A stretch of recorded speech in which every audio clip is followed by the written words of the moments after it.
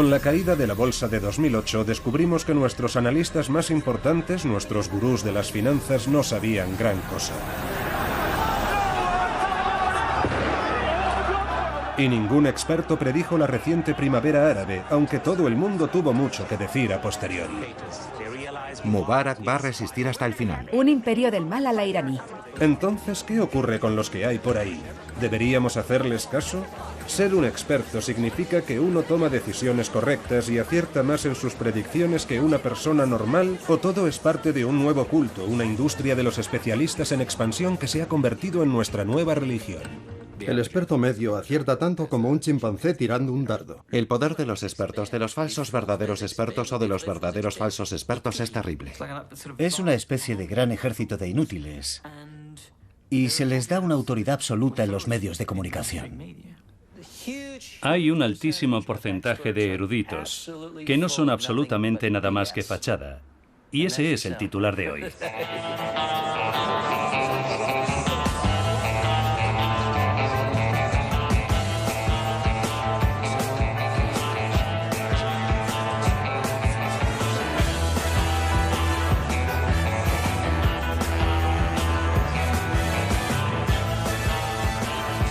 Ya va siendo hora de examinar a los expertos y comprobar hasta qué punto son fiables. Y vamos a empezar por unos que intimidan a casi todo el mundo.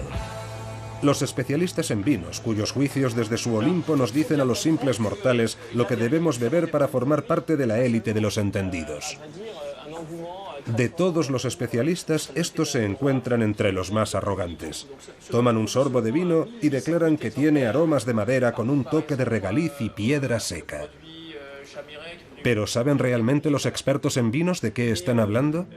Un buen lugar para averiguarlo es Francia, en el Valle del Loira.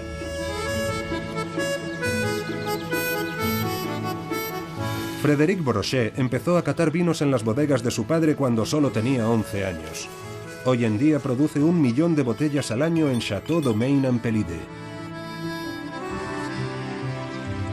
Pero Brochet también es profesor de enología, la ciencia del vino, en la Universidad de Burdeos. Dice que la mayoría de los expertos en vino son incapaces de distinguir un gran caldo de uno normal, y lo ha demostrado con numerosos experimentos. En un estudio, Brochet pidió a 56 de estos eruditos que probaran 2 botellas de Burdeos, una etiquetada como un selecto gran vino y la otra como un vino de mesa cualquiera. En realidad, las 2 botellas contenían el mismo vino, pero todos los expertos se equivocaron por confiar en lo que esperaban saborear. De los 56 sujetos, solo 2 sospecharon que el vino de la etiqueta prestigiosa no era un gran vino. A todos los demás, ese vino de la etiqueta famosa les pareció un caldo de gran calidad. Y de ese mismo vino, presentado con una etiqueta cualquiera, dijeron que tenía un aroma poco interesante, que estaba avinagrado. En el caso de los expertos, cuando prueban un vino de calidad buscan sus virtudes, pero cuando prueban un vino barato, buscan sus defectos.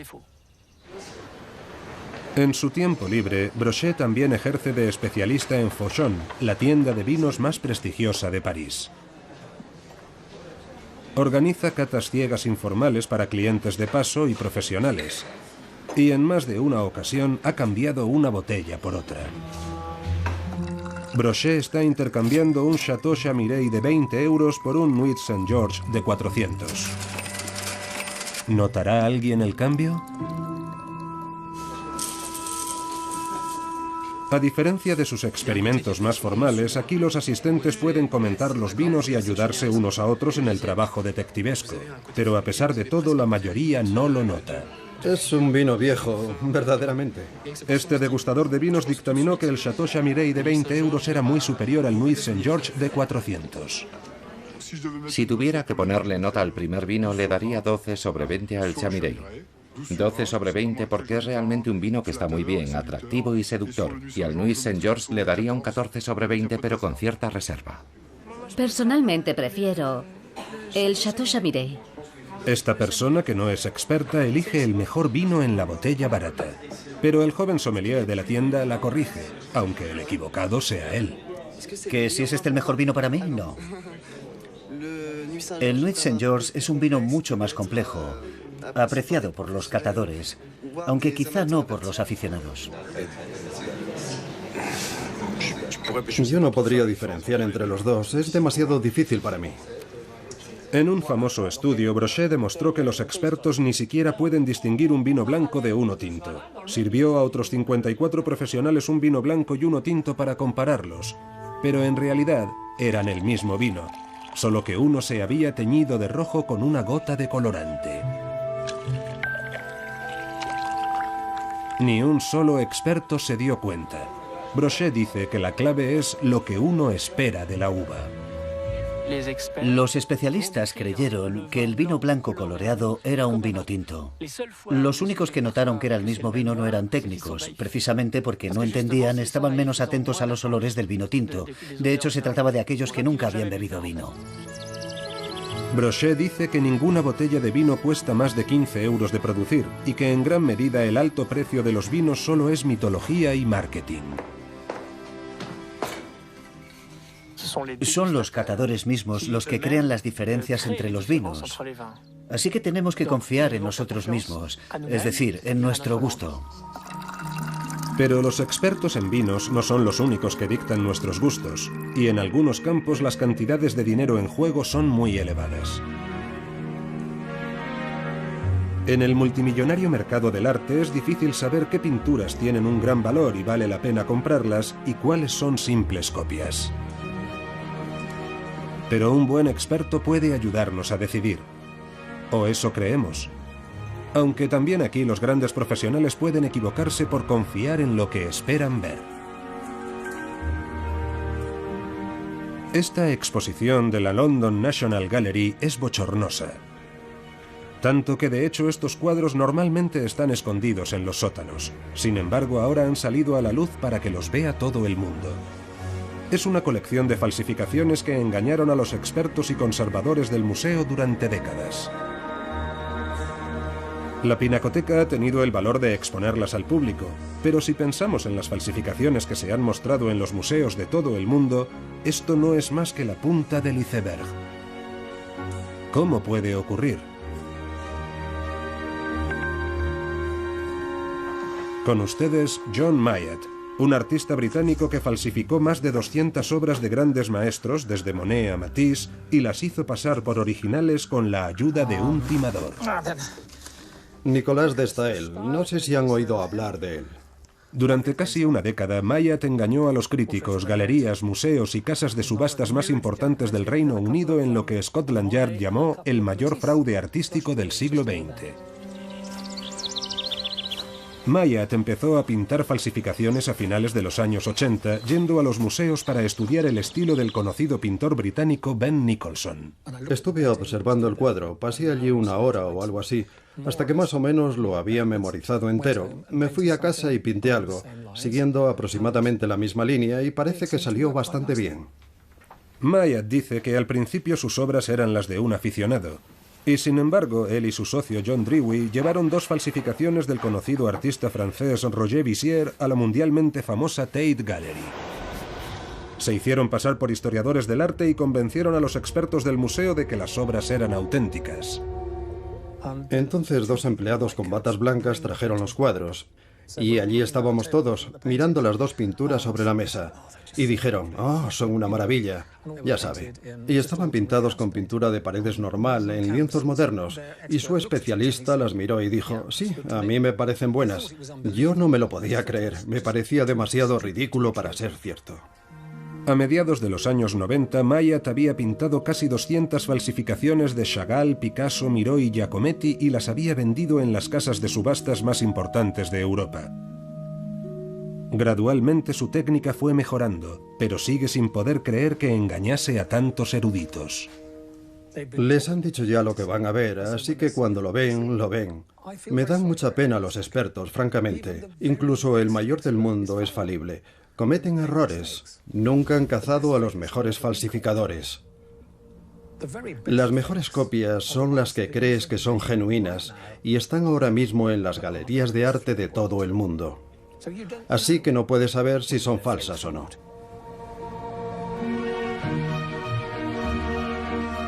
En la National Gallery, la conservadora Marjorie Wiseman dice que hasta los mayores expertos cometen errores, porque como los degustadores de vino, en el fondo quieren y esperan creer que han encontrado algo especial. Todos los historiadores del arte, todos los conservadores, quieren hacer el próximo gran descubrimiento. De modo que quieren encontrar una obra maestra desconocida. Y a veces se olvidan de hacer bien los deberes. Creo que la causa muchas veces es la codicia. Y no solo la codicia económica, sino la codicia académica. Quieres que se te reconozca un gran descubrimiento. En 2009, uno de los grandes museos de Hamburgo abrió una exposición de guerreros de terracota chinos que resultaron ser copias sin ningún valor. Mientras tanto, un experto que dirigía un museo estatal alemán declaró engañado que un cuadro con burdas manchas de color era una obra genuina de Ernst Wilhelm Ney, artista ganador de un premio Guggenheim. En realidad, el artista era un chimpancé. El crítico de arte francés Patrick Debaget dice que no hay especialista infalible. El mejor técnico es el que se equivoca menos. No siempre podemos acertar y todos podemos errar, por eso el mejor es el que falla menos, aunque hay expertos que cometen muchos errores. Creo que esto afecta a museos, casas de subastas, coleccionistas privados, historiadores del arte, estudiosos. Creo que todo el mundo es vulnerable.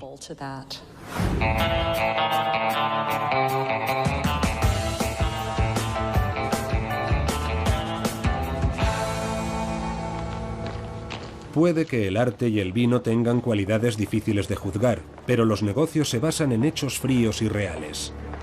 Por eso hay incontables asesores empresariales y consultores de dirección cuyos consejos llenan librerías enteras.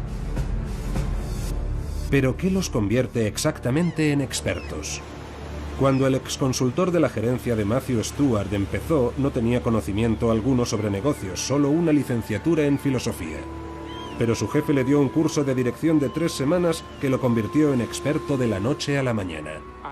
Yo era un consultor accidental, digamos que caí de rebote en la compañía. La primera sorpresa que me llevé fue que mi absoluta falta de formación no importaba. Yo no sabía cómo funcionaba la bolsa. En poco tiempo, Stewart se convirtió en un consultor estrella de la Jet Set que viajaba por el mundo aconsejando a grandes empresas y gobiernos. Y en su libro El mito del directivo, por qué los expertos siguen equivocándose, explica cómo cualquiera puede hacerlo si tiene la imagen adecuada. Así que hay una serie de consejos muy simples si quieres ser un experto. Lo primero, es importante ser alto. Esa siempre es una buena forma de emitir autoridad.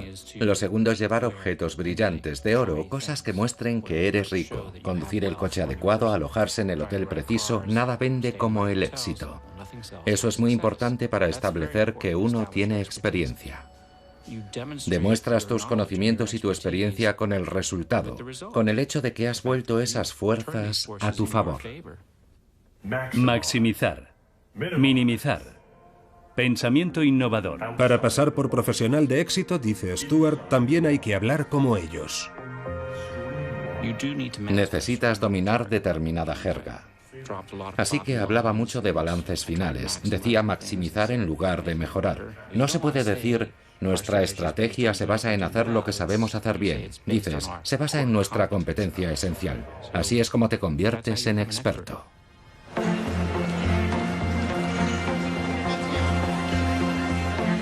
En Francia, los expertos también son omnipresentes, sobre todo en los medios. ¿Cómo podemos superar en 3 años el déficit de las finanzas públicas? También aquí la jerga contribuye a crear la imagen del especialista, dice el historiador Etienne Auger, redactor editorial de la revista francesa Slate. Los analistas tienen su propia jerga. Es cierto que a los economistas, por ejemplo, les gusta mucho utilizar palabras como push y pull y los derivados y cosas por el estilo, solo para mostrar su competencia. Los expertos religiosos, los sacerdotes, también tienen su jerga. Por ejemplo, el hecho de que se sigan diciendo muchas misas en latín indica que hay un argot al que los fieles no pueden acceder. El experto utiliza unos códigos que le permiten presentarse como alguien que tiene unos poderes a los que nosotros no tenemos acceso. Otros muchos también funcionan de esta manera.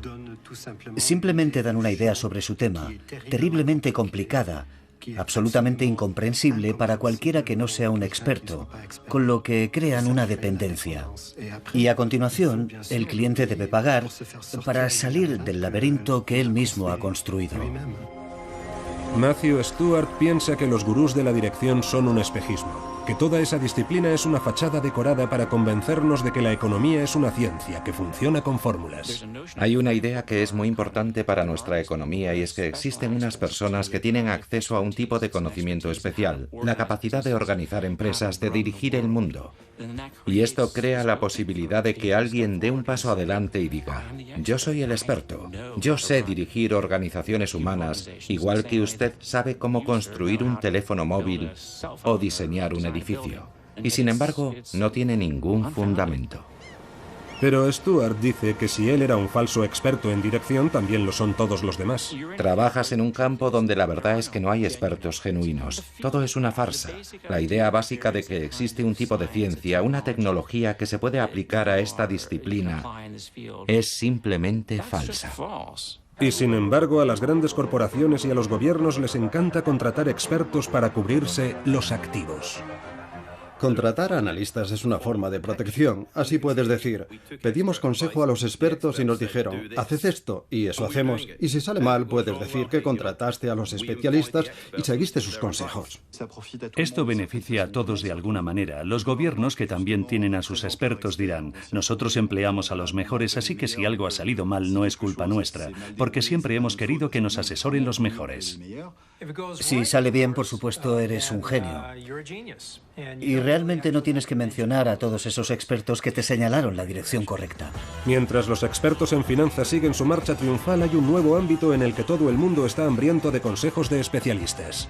La vitamina D es una medicina milagrosa. Zumo de granada, un estudio lo recomienda. Un nuevo estudio dice que el café es bueno para el corazón. En esta sociedad obsesionada por la salud, buscamos alimentos maravillosos que nos ayuden a vivir eternamente, desde el milagroso omega 3 de los huevos y el salmón a cereales salvavidas presentados más como medicamentos que como comida. La piña contiene una enzima que procesa las proteínas llamada bromelina. Buscamos respuestas mágicas en un ejército de nuevos expertos en nutrición, especialistas en dietética y otros que nos dan consejos detallados sobre qué alimentos comer o evitar para estar sanos o para prevenir el cáncer. La grasa de oca es especialmente rica en ácidos grasos poliinsaturados. Pero las tendencias cambian tan rápido que a menudo acabamos hechos un lío, como dice el escritor y humorista francés Jean-Luc Chifflet. Yo me hinché de omega 3, me hartaba de sardinas, me hartaba de salmón para prevenir el cáncer. Y ahora acabo de comprar otro libro que dice que hay que hacer exactamente lo contrario. Así que ya no sé a qué santo encomendarme. El Dr. Ben Goldacre es un conocido crítico científico y escritor británico. Dice que muchos expertos en nutrición tienen una escasa formación o conocimientos. Hay un vasto ejército de gente ofreciendo todo tipo de consejos y se hacen llamar nutricionistas. Lo interesante es que hay un grupo de académicos que investigan las relaciones entre alimentación y salud y que también se llamaban nutricionistas. Y ahora están empezando a comprender que van a tener que cambiar el nombre de lo que hacen, porque está totalmente devaluado y caricaturizado por la llegada de esta nueva y estrambótica profesión. Goldacre dice que a menudo las asociaciones profesionales tienen unos estándares tan informales que cualquiera puede conseguir un certificado con aspecto oficial. De hecho, él pidió uno por correo a esta asociación de expertos en nutrición para su difunta gata Henrietta y lo consiguió. Lo que demuestra que no necesitas ser nutricionista, ni de hecho necesitas ser humano. Ni siquiera tienes que estar vivo para ser miembro de la Asociación Americana de Consultores Nutricionales. ¿Listos? 3, 2, 1. ¿Qué os parece? En lugar de una explosión tenemos una lámpara. El Dr. Joe Schwartz es el perro guardián oficial de la Universidad McGill. El falso experto es un gran problema en el mundo científico. Muchos de estos técnicos o presuntos especialistas son unos charlatanes. Los resultados que hemos obtenido con miles de pacientes con todo tipo de cánceres demuestran que SIAC cura el cáncer. ¿Lo han oído? Un tratamiento contra el cáncer. Están promocionando tratamientos para el cáncer que no funcionan. Están promocionando suplementos dietéticos que no funcionan. Este peróxido de hidrógeno de uso alimentario es la única forma de curar desde el cáncer al eczema, la gota, la artritis. Y por supuesto solo hay que seguir el dinero para ver por qué están haciendo esto. Schwartz dice que otro problema es que también los expertos respetables son contratados para hacer estudios por industrias que pueden comprometer su imparcialidad. Una vez que te están pagando es muy difícil ser totalmente objetivo. Siempre hay un sesgo que sabes que la gente que te paga quiere que se adopte, aunque no se haya hecho explícito en ningún momento. Así que cada vez que hay dinero por medio, creo que el experto es de algún modo cuestionable. Ben Goldacre dice que el interminable desfile de especialistas que prometen resultados mágicos en los medios y en Internet nos aleja de las costumbres a largo plazo que deberíamos adoptar para estar sanos. Yo podría escribir el libro de la vida saludable del Dr. Goldacre como un libro de consejos diarios y diría exactamente lo mismo en las 365 páginas. Tienes que comer más fruta y más verdura todos los días durante 70 años. Y lo siento mucho, de verdad. Siento que tenga que ser durante 70 años y siento que su cura de adelgazamiento de 5 días no funcione, pero esa es la realidad. Y creo que si le dices a la gente que esa dieta de 5 días funciona, pensarán, bueno, puedo tomarme una bolsa de patatas y quedarme viendo la tele en lugar de ir al gimnasio.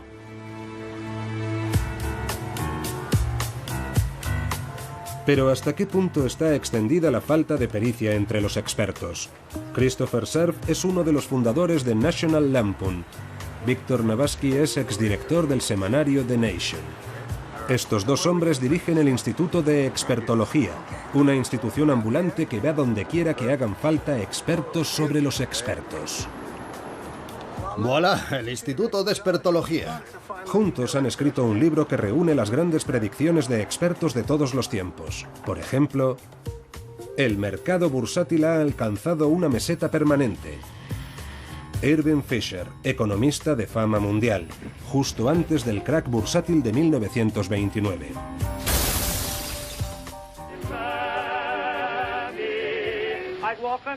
¿A quién demonios le interesa oír hablar a los actores?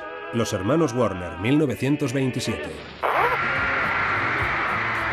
En 1962, un ejecutivo de la discográfica Decca rechazó a un grupo musical diciendo: «No nos gusta cómo suenan. Los grupos de guitarras están pasados de moda». Después de oír a los Beatles. Uno se imagina que por probabilidades, aunque no sepan nada, los expertos deberían acertar al menos el 50% de las veces, pero no hemos encontrado a uno solo que haya acertado en nada. Está bien, puede que exagere un poco, pero en su libro sobre predicciones han demostrado que a los genios militares no les va mucho mejor que a otros expertos. Wellington es un mal general, esto habrá terminado para la hora del almuerzo. Napoleón antes de perder en Waterloo. No son capaces de acertarle a un elefante a esta distancia. Últimas palabras del general John Sedgwick, Guerra de Secesión Americana.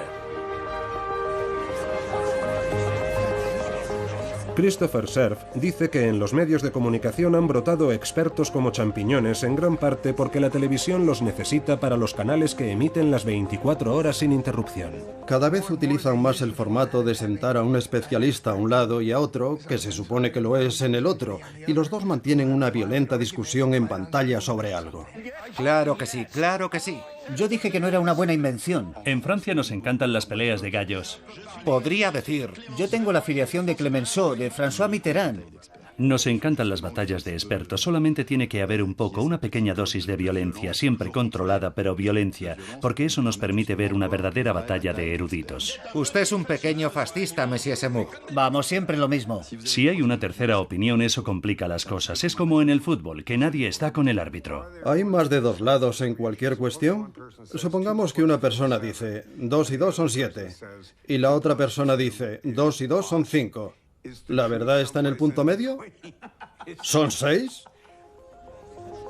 El redactor científico de Atlantic Magazine, David Friedman, dedicó 2 años a estudiar las predicciones de los expertos y su fiabilidad en muchos campos.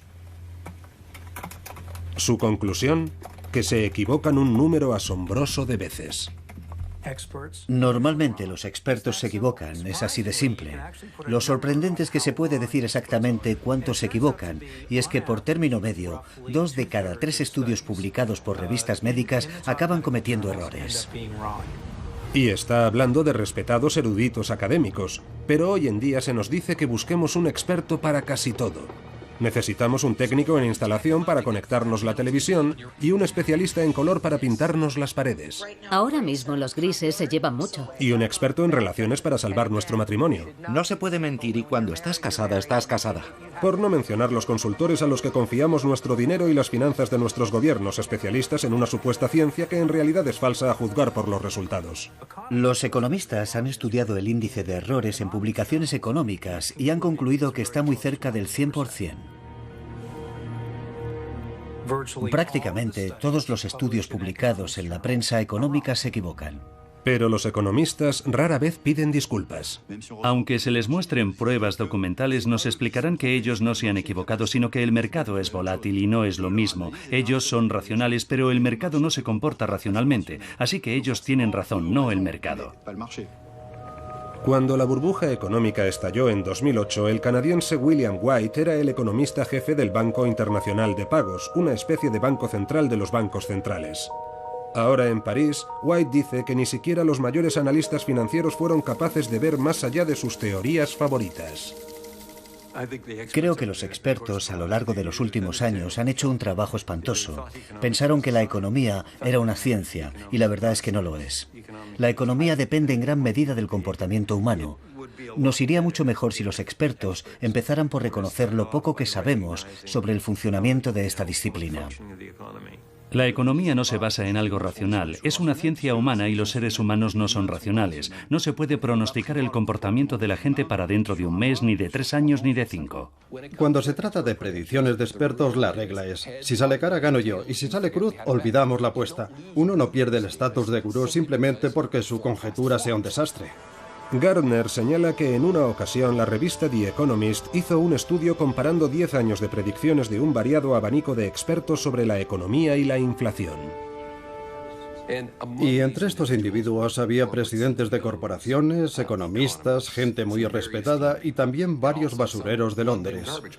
Y pasados 10 años, los que presidían la mesa eran los basureros londinenses. Seguimos teniendo esta idea del gran experto que puede encontrar soluciones que nosotros no podemos ver. Una especie de Superman que hace magia. Ese es el verdadero atractivo del experto. Mientras tanto, continúa el reinado del error, desde las decisiones más triviales a la mayor compra de nuestra vida.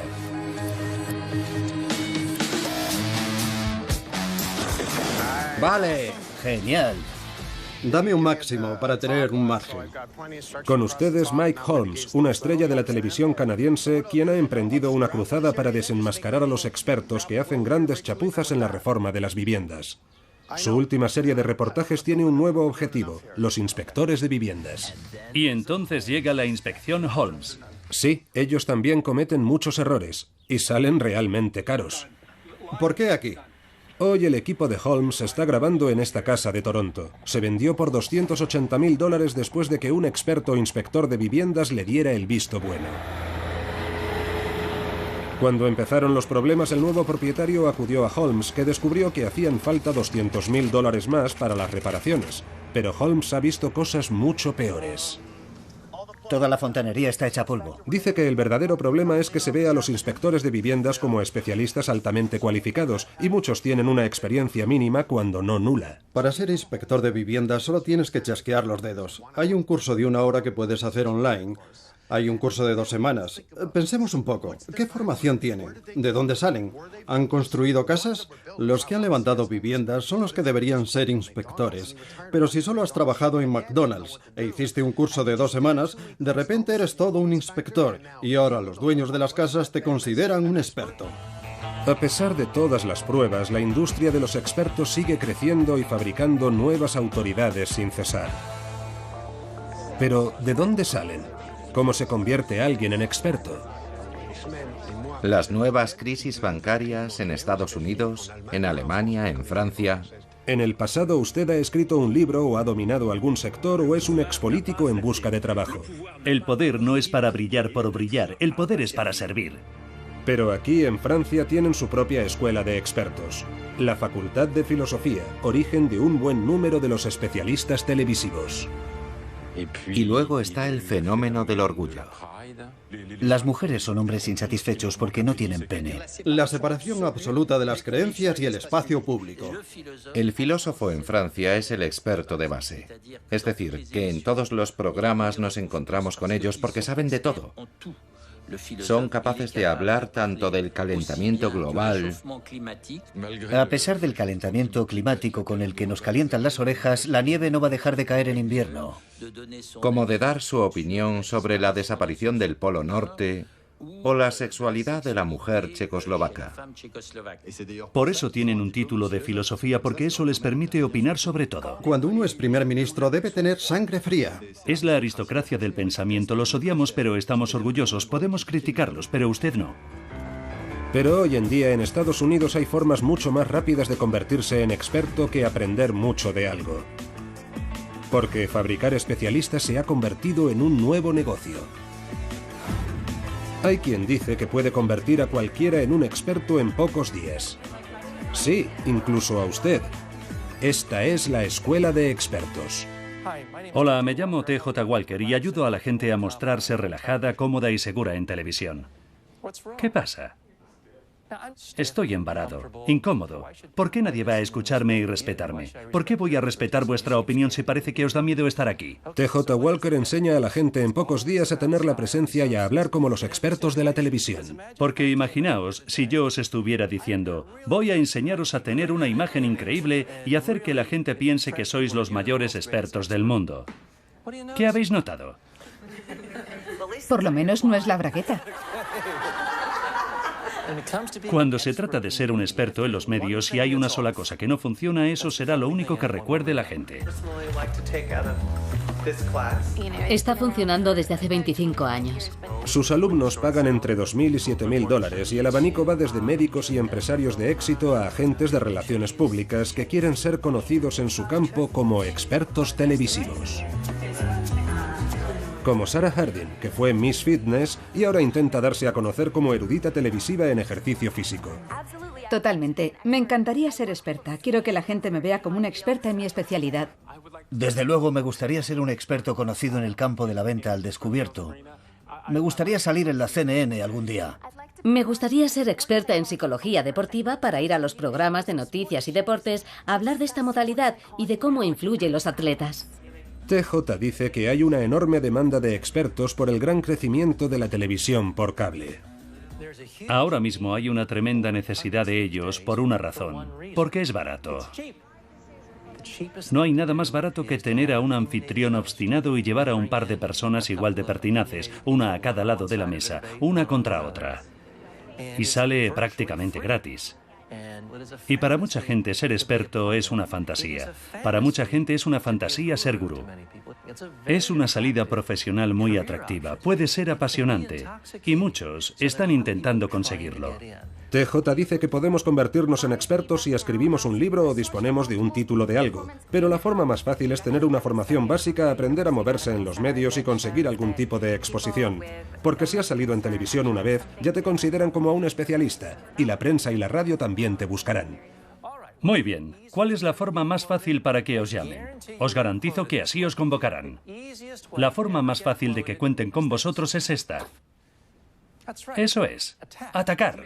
Usted nunca es responsable de sus pensamientos. Espere, ¿yo no soy responsable de qué? Le echa la culpa a todo el mundo y dice que avasallo. No me va a avasallar con sus desvaríos, puede desvariar todo lo que quiera. La regla de oro de TJ es ser simple y no dudar. Cuanto más absolutamente seguro de sí mismo suene, más probable es que haga carrera como experto en televisión. Así que diga siempre, siempre y nunca, pero nunca diga quizás. Cada vez que afirméis algo rotundamente, absolutamente, siempre, debe hacer esto, tiene que hacer esto. Cada vez que hagáis eso, os van a llamar una y otra vez. Y así otra promoción de autoridades prematuras sale a la calle a vender certeza junto al creciente ejército de expertos que solamente lo son en dar opiniones. Un profesor de Berkeley es el mayor experto mundial en expertos. Lleva estudiándolos atentamente 20 años. El profesor Philip Tetlock ha seguido a 300 expertos gubernamentales y mediáticos de alto nivel durante 2 décadas, en las que han hecho 82.000 predicciones. Entre ellas había previsiones económicas y pronósticos políticos sobre acontecimientos mundiales.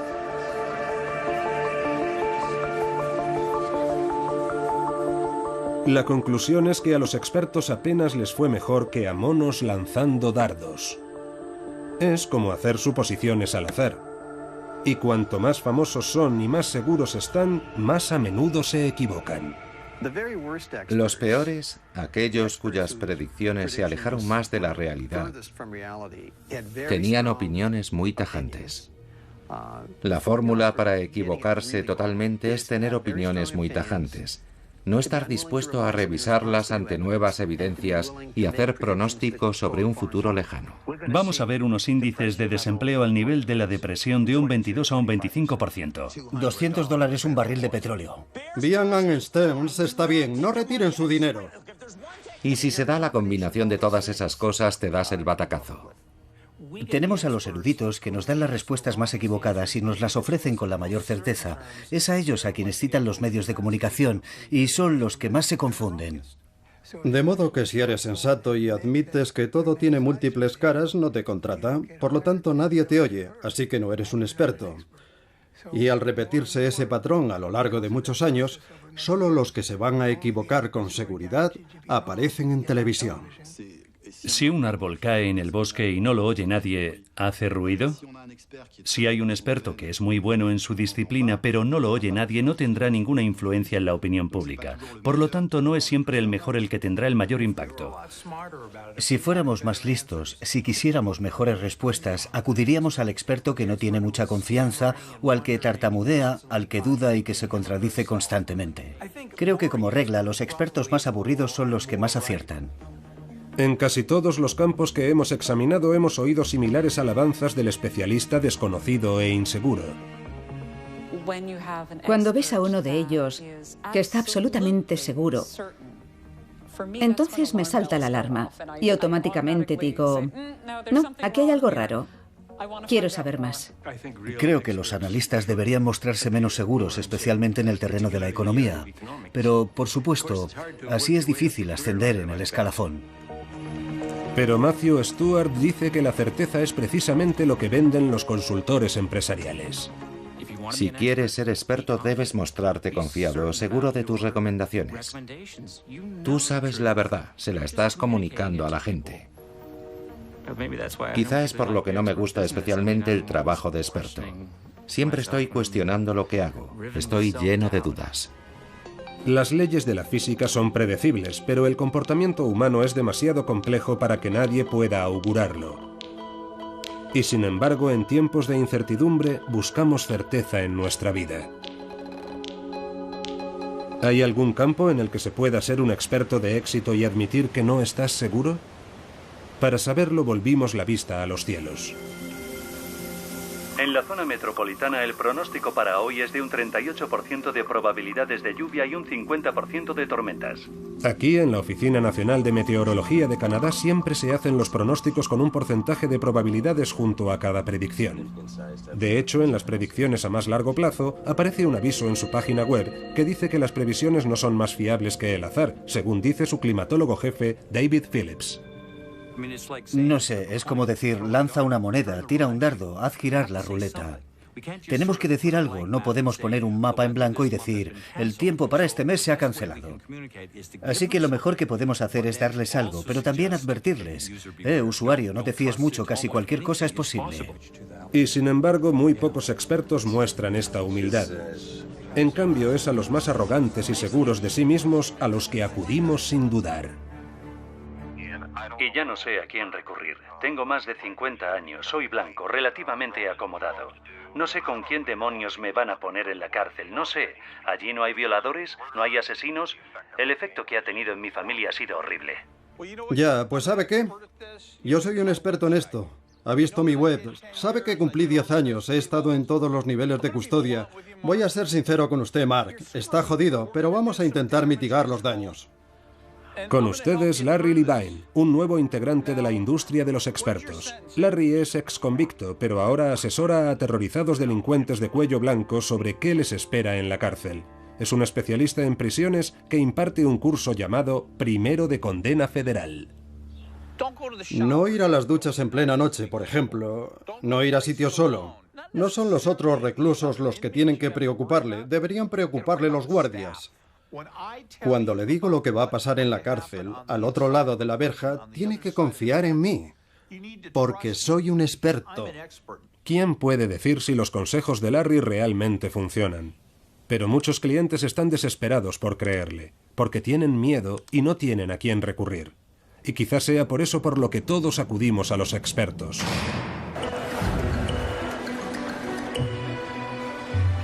Vivimos en un mundo frenético, sometidos a demasiadas presiones para tomar decisiones por nosotros mismos. Así que buscamos desesperadamente consejos sobre cómo vivir nuestra vida, de entrenadores personales... Respire de forma regular. A consejeros vitales, asesores dietéticos... Lo recuperé en una semana. Sexpertos y expertos en paternidad. Que usen el orinal solo creará más ansiedad.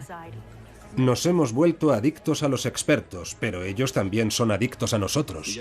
Hay una dependencia doble, ya que ellos necesitan a la opinión pública para existir. Y nosotros necesitamos a los expertos para, de alguna manera, saber qué pensar, saber de qué podemos discutir.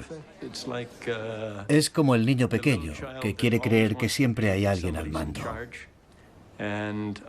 Y creo que uno de los momentos más importantes de mi vida fue cuando empecé mi carrera profesional en el Banco de Canadá. Y lo que se hizo perfectamente evidente era que en realidad no había nadie al mando. Pero pienso que todos queremos creer que alguien sabe y que alguien realmente entiende. Porque la alternativa, enfrentarnos a todo esto, en esencia el caos, es algo con lo que resulta muy difícil vivir, creo.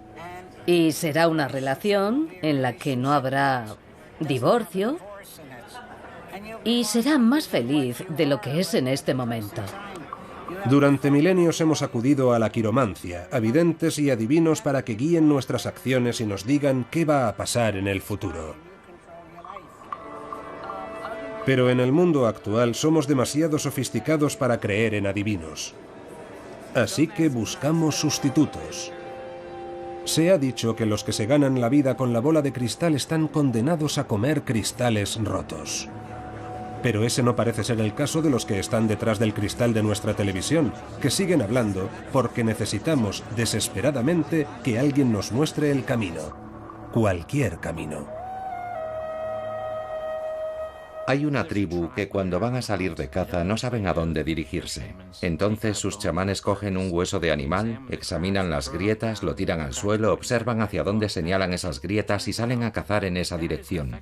Y es un sistema muy eficaz para evitar ideas preconcebidas. Si se sientan a discutir hacia dónde dirigirse, tienden a ir siempre en la misma dirección.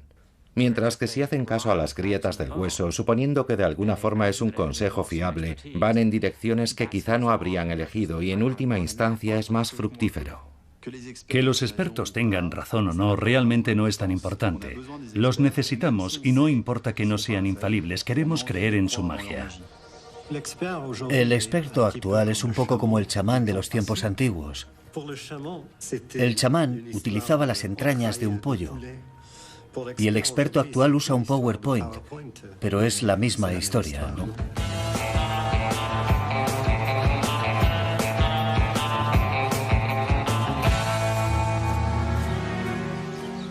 De vuelta en Inglaterra, finalmente el falsificador John Myatt fue capturado por la policía y condenado a 1 año de cárcel, pero cuando salió le esperaba una sorpresa. El inspector de Scotland Yard que había detenido a Myatt le encargó un retrato de familia, y lo mismo hicieron el fiscal y otros funcionarios judiciales que habían quedado impresionados por su insólito talento. Actualmente Myatt se gana bien la vida vendiendo sus falsificaciones honradamente a través de su empresa Falsificaciones Legítimas. Ahora está pintando esta copia de Monet para Ronnie Wood de los Rolling Stones. Una de las figuras tendrá su cara. Pero Maillat sigue engañando a los expertos. La policía cree que 120 de sus 200 falsificaciones siguen en circulación en manos de coleccionistas privados, tratantes de arte y quizá museos. Y Maillat prefiere dejarlo así. Bueno, si lo tienen y disfrutan teniéndolo y todo el mundo piensa que es auténtico, incluidos los expertos, ¿por qué demonios iba a ir nadie a decirles, ¿sabe qué? Lo he pintado yo? Así que quizás sí que sirva de algo recibir un mal consejo de un experto si quedamos satisfechos con el resultado.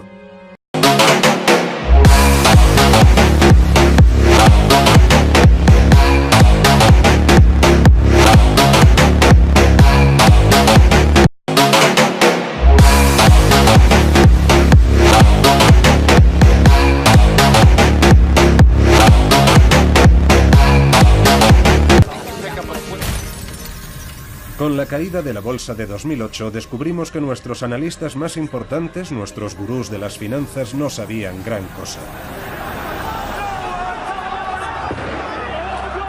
Y ningún experto predijo la reciente primavera árabe, aunque todo el mundo tuvo mucho que decir a posteriori. Mubarak va a resistir hasta el final. Un imperio del mal a la iraní. Entonces, ¿qué ocurre con los que hay por ahí? ¿Deberíamos hacerles caso? Ser un experto significa que uno toma decisiones correctas y acierta más en sus predicciones que una persona normal, o todo es parte de un nuevo culto, una industria de los especialistas en expansión que se ha convertido en nuestra nueva religión. El experto medio acierta tanto como un chimpancé tirando un dardo. El poder de los expertos, de los falsos verdaderos expertos o de los verdaderos falsos expertos es terrible. Es una especie de gran ejército de inútiles. Y se les da una autoridad absoluta en los medios de comunicación. Hay un altísimo porcentaje de eruditos que no son absolutamente nada más que fachada. Y ese es el titular de hoy.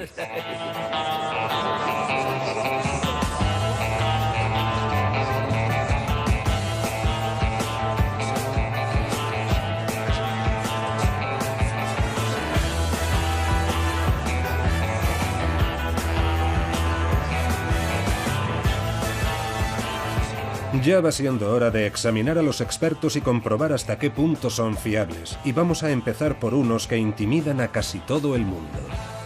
Los especialistas en vinos, cuyos juicios desde su Olimpo nos dicen a los simples mortales lo que debemos beber para formar parte de la élite de los entendidos. De todos los especialistas, estos se encuentran entre los más arrogantes. Toman un sorbo de vino y declaran que tiene aromas de madera con un toque de regaliz y piedra seca. ¿Pero saben realmente los expertos en vinos de qué están hablando? Un buen lugar para averiguarlo es Francia, en el Valle del Loira.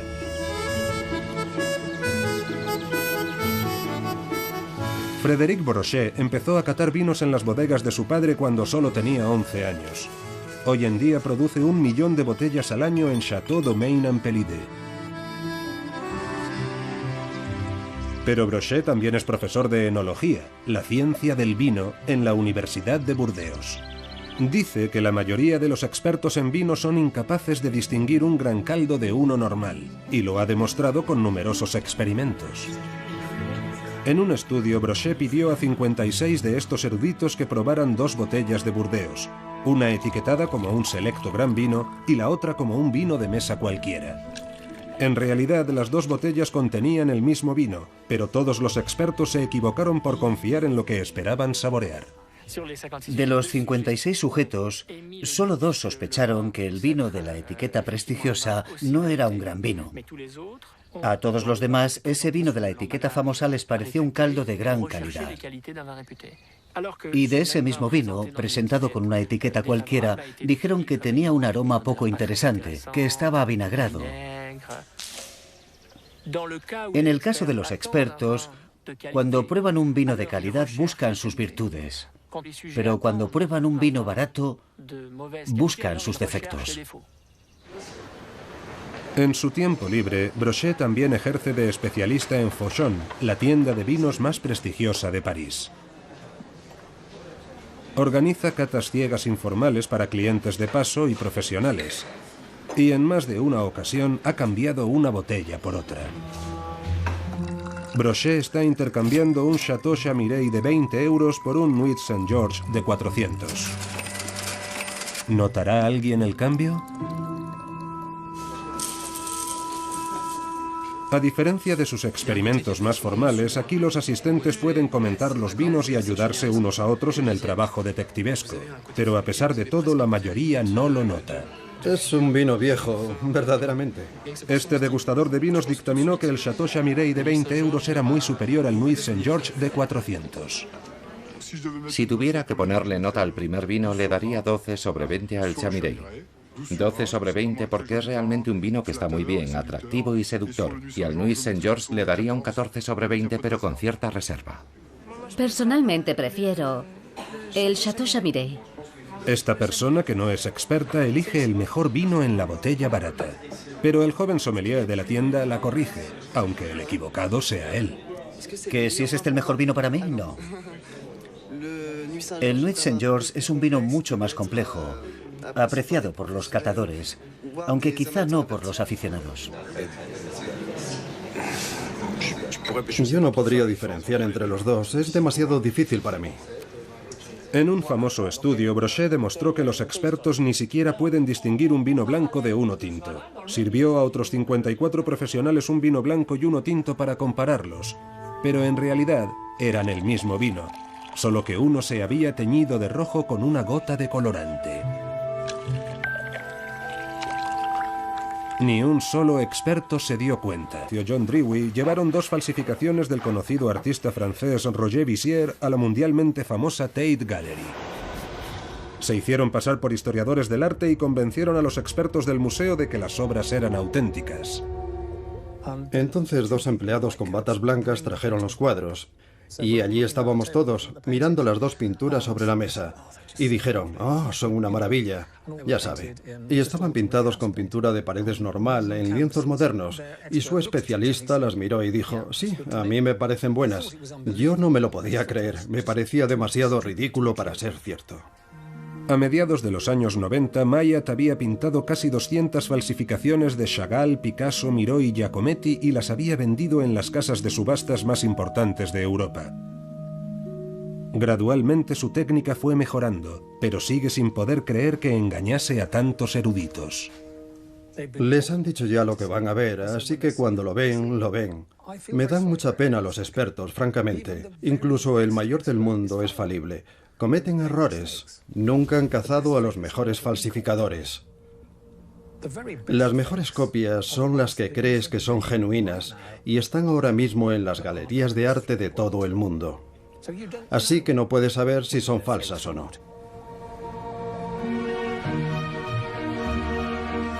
En la National Gallery, la conservadora Marjorie Wiseman dice que hasta los mayores expertos cometen errores, porque como los degustadores de vino, en el fondo quieren y esperan creer que han encontrado algo especial.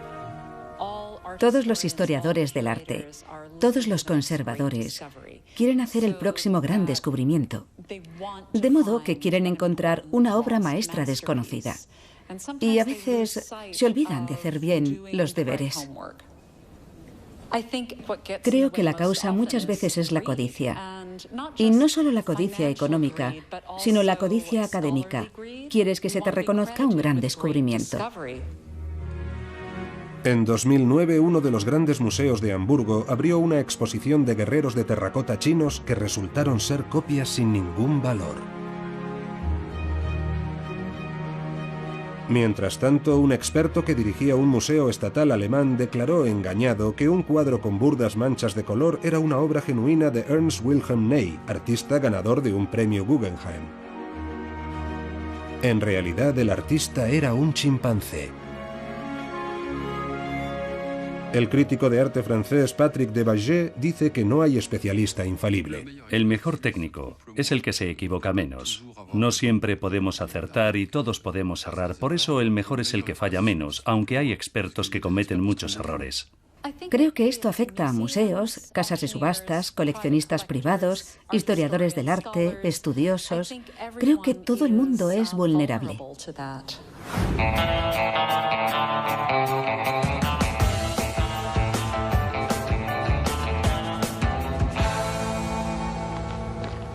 Puede que el arte y el vino tengan cualidades difíciles de juzgar, pero los negocios se basan en hechos fríos y reales.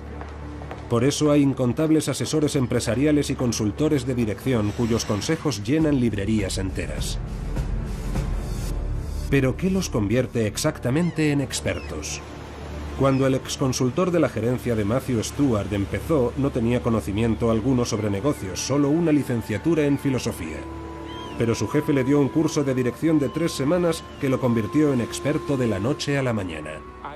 Yo era un consultor accidental, digamos que caí de rebote en la compañía. La primera sorpresa que me llevé fue que mi absoluta falta de formación no importaba.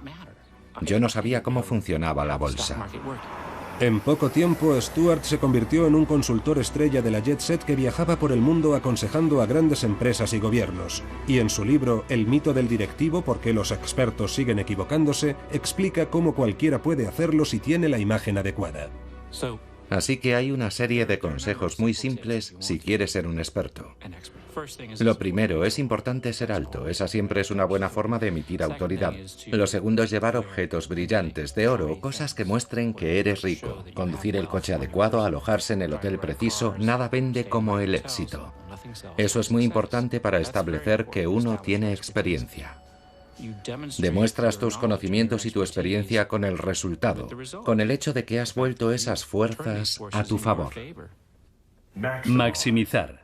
Minimizar. Pensamiento innovador. Para pasar por profesional de éxito, dice Stewart, también hay que hablar como ellos.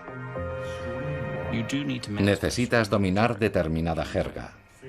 Así que hablaba mucho de balances finales. Decía maximizar en lugar de mejorar. No se puede decir, nuestra estrategia se basa en hacer lo que sabemos hacer bien. Dices, se basa en nuestra competencia esencial. Así es como te conviertes en experto.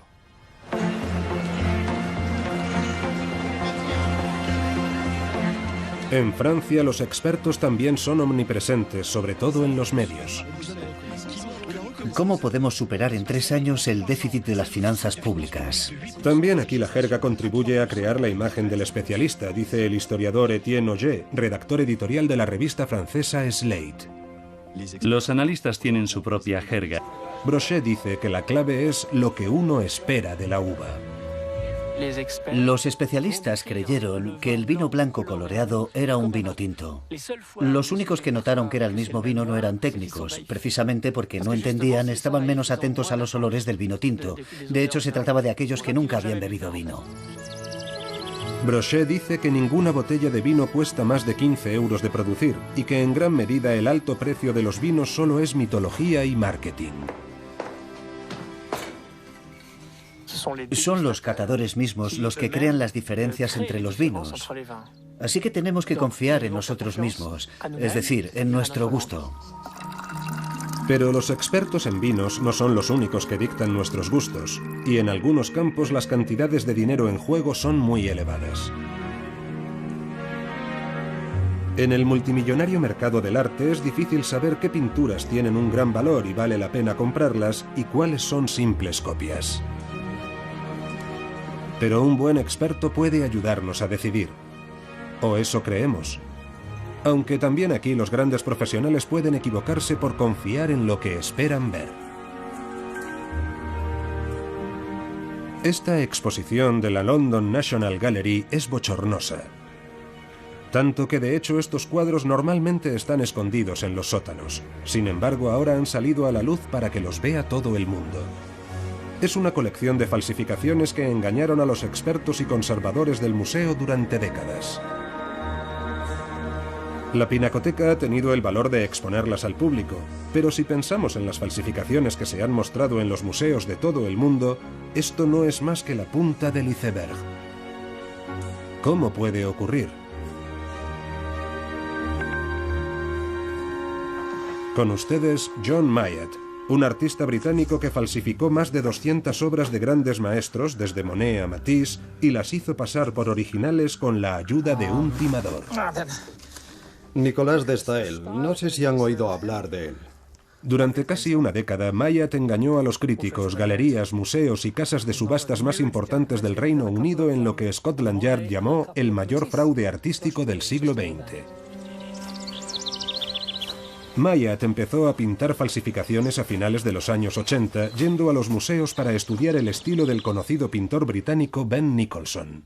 Estuve observando el cuadro, pasé allí una hora o algo así, hasta que más o menos lo había memorizado entero. Me fui a casa y pinté algo, siguiendo aproximadamente la misma línea, y parece que salió bastante bien.